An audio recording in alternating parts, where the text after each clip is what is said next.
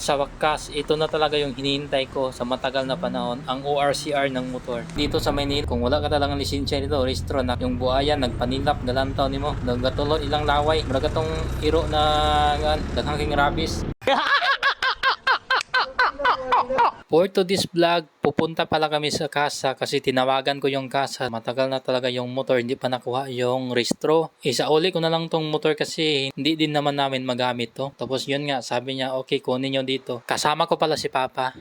Hindi ko lang ibanggit yung company ng motor pero yun nga, nagpapasalamat po ako sa company na to kahit medyo matagal po pero yun nga, makuha ko na din sa wakas yung ORCR nito. Sa iba kasi na company, 15 to 20 days lang po makuha na po yung ORCR mo. Ang bawat company kasi may iba-iba pong policy. Pero kahit ganon, sobrang nagpapasalamat po ako sa company. And hopefully po, makuha po na mo yung ORCR sa pagpunta po namin doon. Sabayan mo kami guys, papunta po kami doon sa kasa sa kinuhanan po namin ng motor. Alam nyo naman na dito sa Manila, kung walang rehistro yung motor mo, mahirap gumalaw, mahirap po pumunta kung saan. Baka mahuli po kayo ng ang dami pa namang MMDA dito, LTO, Traffic Enforcer, mga pulis.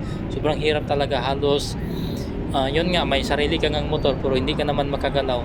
Kaya mas maigi talaga na kung saan ka po pumunta, kompleto ka po, may rehistro po yung motor, may plaka at saka may lisensya ka din. Kaya ngayong araw na to, hopefully na makuha talaga namin yung rehistro po nito.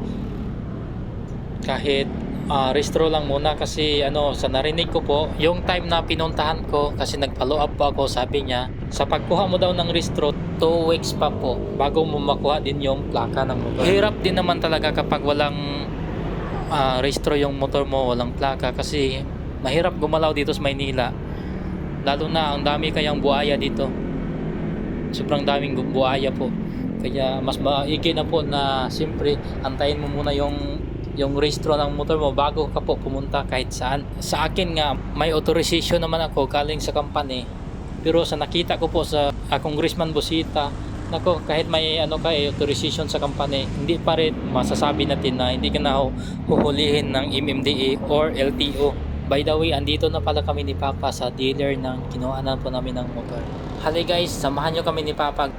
Pasok tayo. Sobrang dami pong motor dito guys na available. Kung gusto nyo pong kumuha, cash ba or installment, mag-message lang po kayo sa akin. I-assist ko po kayo. Wala pong problema yon. Libre lang po yon. Kasi gusto ko din makatulong sa mga kababayan po natin na nangangailangan po ng motor. Dito kasi sa company na to guys, wala pong kuskus balongos. Kung gusto mo yung kumuha ng motor, wala pong marami pong sitsi-buritsi dyan. Basta may pang down ka lang po or may pang cash ka po, wala pong problema. At sa wakas, ito na talaga yung hinihintay ko sa matagal na panahon, ang ORCR ng motor.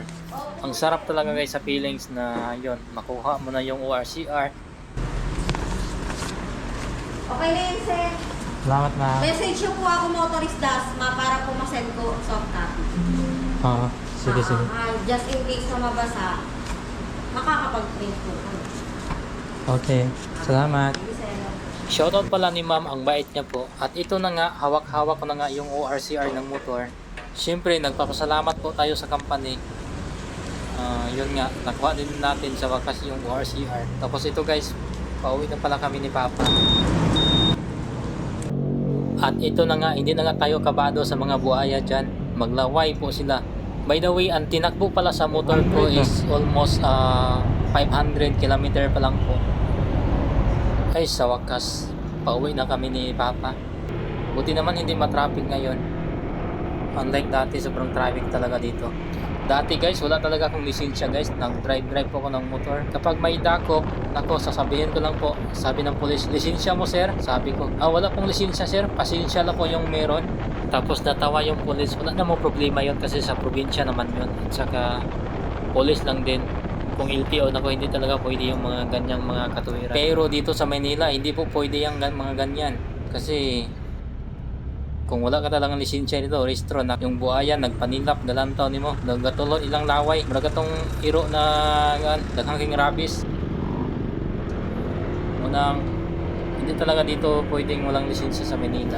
Sa mga rider na kagaya ko, dapat kung saan mo po tayo pumunta, dapat kumpleto talaga tayo. At syempre, ride safe po tayo palagi guys, kahit saan tayo magpunta. By the way, sa mga followers ko dyan sa Aragon Vlog sa Facebook po, salamat po sa inyong lahat. At pati din sa YouTube, Aragon Vlog 2.0 at Aragon Vlog.